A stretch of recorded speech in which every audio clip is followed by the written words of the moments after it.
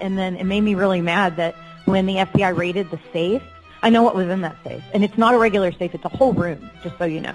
So when people say a safe, they think, oh, it's the safe. Wexner had one, too. It's a whole room you walk into. And in that safe, he had a lot of photographs of children. And I know for about pictures of my sisters are in there because one of the people from his freaking office had told me they were in his briefcase, and he kept his briefcase in that safe.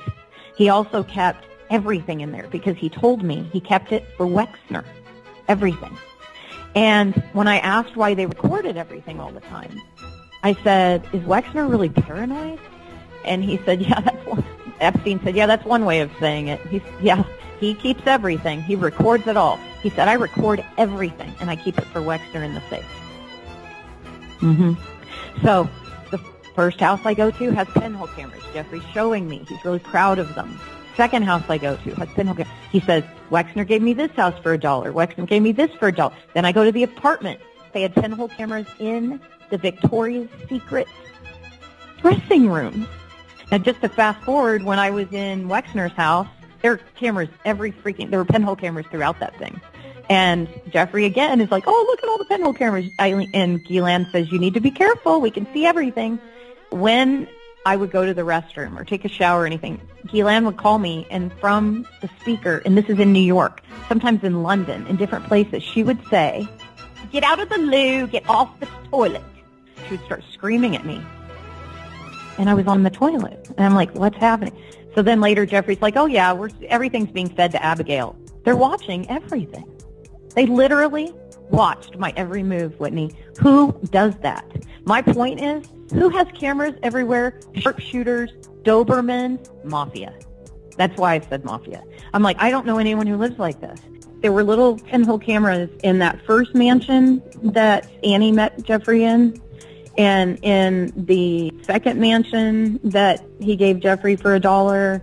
They were in the building that his brother owned on 66th Street. The apartment there were pinhole building? cameras in all these buildings that Wexner, yes, okay, all the buildings that Wexner had owned. Well, so here's where they were in the building that Wexner owned. They were in the Victoria's Secret stalls. Even though I had this driver's license, and Jeffrey had given me his SUV to use while I was there, but I couldn't go outside.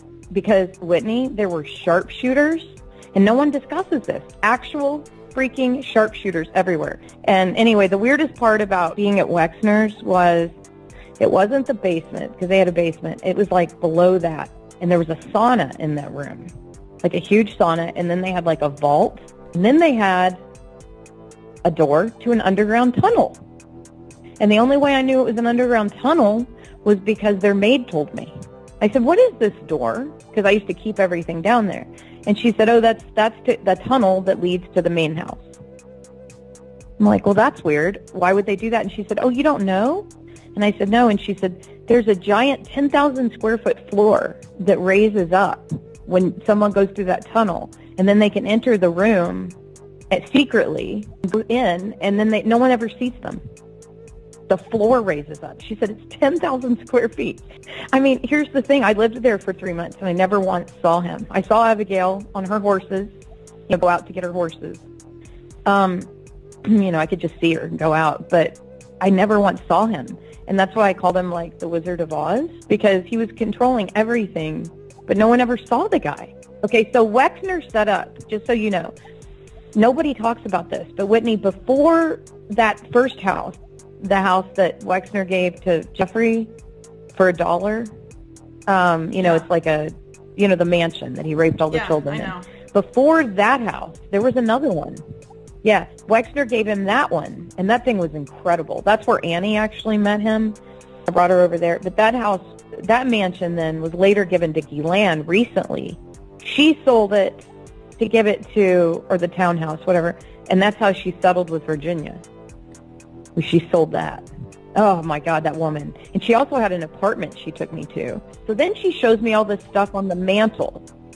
She takes me to the mantle. I'd never been in this apartment. It's on the Upper East Side. It was like probably 3,000 square feet. Really nice apartment. Like, I didn't have any friends that lived that well, But it wasn't like, showy like her other places. But she shows me on the mantle, and I'm like, oh, what's this? And she said, these are things my father took from the British Museum. And she's like, they're ancient relics. And I'm like, did she? I'm like, did she just say that? See, I could never repeat things to people because they think I was lying or something. And I'm like, what do you mean he took them? And she's like, he took them. He liked them. And she's like, this is an ancient Peruvian relic, you know. And she's showing me this stuff that was 22 karat gold that had been taken from graves, but out of the British Museum. I'm like, this is not good. And then she showed me all the royals. Like she had about like 12 photo albums of growing up with the royals. Everyone thinks that they met at Oxford. No, they did not. Yeah, I'm lying about that. Yeah. She showed me pictures. Yeah. Well, I talked about, I did an article where I brought up some scrubbed news reports talking about Ghislaine and Andrew way before they said they officially met. And I also heard from someone that Epstein was in London a lot in the 80s and that he had met Prince Andrew at some point during his time in London in the 80s. And he was apparently dating Ghislaine in the 80s, even though they claim they met in the early 90s and all this stuff. So I know they're all lying. So trying to figure out like, how much they knew. I mean, any of that information is really helpful. So. Right. And she grew up with the royals. Like, she showed me all the photo albums. Well, she also knew Fergie, like, a long, long time ago, because I saw pictures of her super young with Fergie before she was ever married to Prince Andrew. And, I mean, it was weird. It's like somehow she knew a lot of these people. Now, she knew Prince Andrew when they were definitely like, I mean, she looked maybe 20 in some of these pictures, or maybe younger than that even, with Prince Andrew. And so I can date some of it by telling you that some of the photographs where they're all super young, they were making fun. I'm not kidding you. The pictures of Diana when she was just dating the prince, and Diana's in the corner crying in some of these pictures, and Ghislaine's like, look there, we made her cry. Isn't that funny? We hated Diana. That's what she said. And I was like, oh my God, that's horrible. I just don't think I have as many supporters in that environment than I did. You mean within the royal household? They see me as a threat of some kind. Ghislaine answers to Wexner.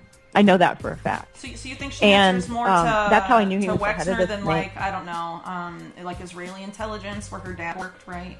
Do you think she's more like under Wexner than? Right. No, I know she's Israeli. Yeah. Well, Wexner is Israeli intelligence, 100%. And I believe that. I mean, there's no way it was just a sign. It was a sign that she would be under him, and I know that's where she got all of her funding to do this scam with Epstein. I know that. Well, the thing that's so gross is that the FBI is complicit. You're the only one who cares about how it all began. That's what's so important. That's where it is. I mean, that's where the real story is. I mean, that's how you find out how extensive it is. That's the story. Yeah, exactly. Yeah, and it's all out of Israel. I'm going to tell you what Ghislaine told me about her dad. Because, I knew her right after he died. Like, I think he'd only died, like, 2 years before. He died in 91. She was constantly grieving for him, right? She was constantly still in grief. And Epstein, okay, so she would tell the story that her dad had Epstein protecting her. And I'm like, wait, what? This is weird. So she would say that Epstein was kind of assigned to her to take care of her because her dad, like right before her dad passed away. Take me back to this 1980s, because Ari Ben-Menashe says that's when Ghislaine was smitten by Jeffrey Epstein, and Robert Maxwell brings her in, and then him in, Jeffrey Epstein in, to introduce him to Ari Ben-Menashe and says, we want this guy to work for us during Iran-Contra. Can you confirm any of those details?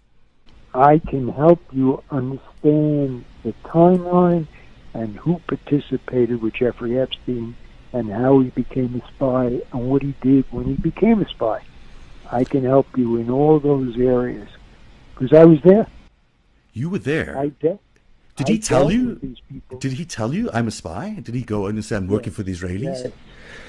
He told me that he was a spy He was fully aware that I was asked to join to be a spy, and that I rejected the request.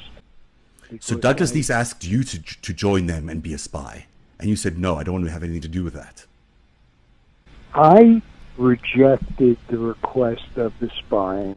Okay. Jeffrey Epstein accepted the request of the spying, and he further cemented his opportunity in espionage when he met Ghislaine Maxwell and entered into a serious relationship with her as a lady-man relationship that was a very strong bond between them, a very powerful and dynamic work relationship between the two of them, and they've admitted to the public that they took over Robert Maxwell's spying records, operations, and moved that to Florida, to Jeffrey Epstein's house. That's been admitted. That's a fact.